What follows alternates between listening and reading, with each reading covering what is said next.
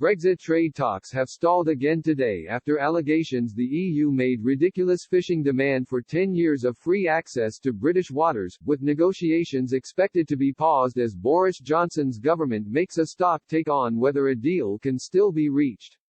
The UK will end the Brexit transition period with the EU on December 31, with talks on a new trade deal stalling over fishing and other issues throughout the year. France President Emmanuel Macron has threatened to block any deal with Britain that sees France lose out on fishing rights.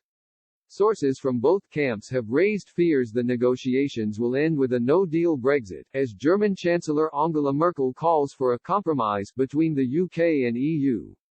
Michel Barnier and Lord David Frost, the EU and UK's chief negotiators, were unable to strike an agreement tonight as significant splits remain on key issues such as fishing.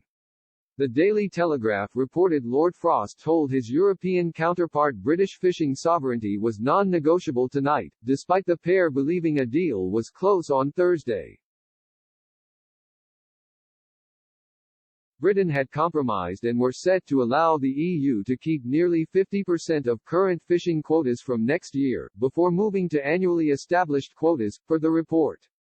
But the EU then reportedly countered by insisting total access to British waters for 10 years, and reverted back to their original offer of 18% of the bloc's current yield from fishing to the UK.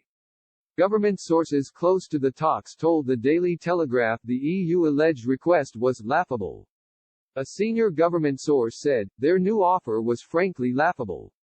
They know we can't possibly accept it. It's ridiculous. If they think we will just cave in, they have made a massive miscalculation." Following the Friday night freeze in talks, Mr. Barnier and Lord Frost issued a joint statement relaying the news. It said, after 1 week of intense negotiations in London, the two chief negotiators agreed that the conditions for an agreement are not met, due to significant divergences on level playing field, governance and fisheries.